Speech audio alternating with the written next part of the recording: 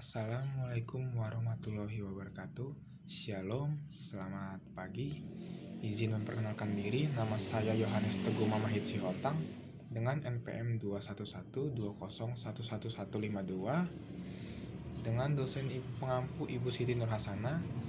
Dan di video ini saya akan menjelaskan tentang syarat sah perjanjian. Dalam pasal 1320 BW, untuk sah persetujuan diperlukan 4 syarat, yakni yang pertama, sepakat mereka yang mengikatkan dirinya. Kedua, kecakapan untuk membuat suatu persetujuan. Ketiga, suatu hal tertentu. Dan keempat, suatu sebab yang halal. Yang pertama, syaratnya sepakat mereka yang mengikatkan dirinya, yaitu kedua belah pihak harus mempunyai kemauan yang bebas untuk mengikatkan diri dan kemauan itu harus dinyatakan, dan masing-masing pihak tidak mendapat suatu tekanan yang mengakibatkan adanya cacat dalam mewujudkan kehendaknya. Kemauan yang bebas dianggap tidak terjadi ketika perjanjian itu terjadi karena paksaan, kehilafan, atau penipuan. Kekhilafan dalam pasal 1321 itu merupakan tiada sepakat yang sah apabila sepakat itu diberikan karena kekhilafan atau diperolehnya dengan paksaan atau penipuan. Dalam pasal 1322 BW, kekhilafan tidak mengakibatkan batalnya suatu perjanjian selain apabila kekhilafan itu terjadi mengenai hakikat barang yang menjadi pokok perjanjian. Kekhilafan itu tidak menjadi sebab kebatalan jika kekhilafan itu hanya terjadi mengenai dirinya orang dengan siapa seseorang bermaksud membuat suatu perjanjian, kecuali jika perjanjian itu telah dibuat terutama karena mengikat dirinya orang tersebut. Kekhilafan dibedakan menjadi dua, yaitu kekhilafan mengenai orangnya atau error in persona, dan kekhilafan mengenai hakikat barangnya atau error in substantia. Lalu, paksaan. Yang dimaksud dengan paksaan adalah kekerasan jasmani atau ancaman dengan sesuatu yang diperbolehkan, hukum yang menimbulkan ketakutan kepada seseorang sehingga ia membuat perjanjian.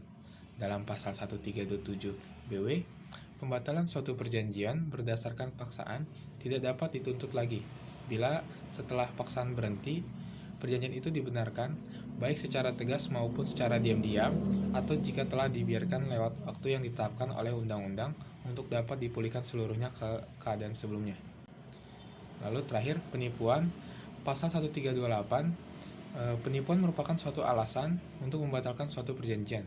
Bila penipuan yang dipakai oleh salah satu pihak adalah sedemikian rupa, sehingga nyata bahwa pihak yang lain tidak akan mengadakan perjanjian itu tanpa adanya tipu muslihat.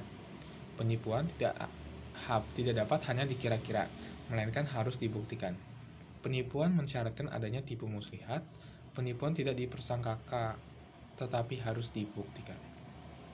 Kemudian syarat sah perjanjian yang kedua, itu kecakapan untuk membuat persetujuan. Kedua belah pihak harus cakap menurut hukum untuk bertindak sendiri. Undang-undang telah menetapkan tidak cakap untuk melakukan perbuatan hukum. Tidak cakap itu adalah orang-orang yang belum dewasa dan mereka yang ditaruh di bawah pengampuan. Kemudian syarat sah perjanjian selanjutnya, suatu hal tertentu. Yang diperjanjikan dalam suatu perjanjian haruslah suatu hal atau suatu barang yang cukup jelas atau tertentu. Kejelasan mengenai objek perjanjian ialah untuk memungkinkan pelaksanaan hak dan kewajiban. Lalu, syarat sah perjanjian yang terakhir ialah suatu sebab atau kausa yang halal. Kausa diartikan bahwa isi perjanjian itu yang menggambarkan tujuan yang akan dicapai para pihak. Jadi, isi dari perjanjian tersebut tidak boleh melanggar undang-undang, ketertiban umum, dan kesusilaan.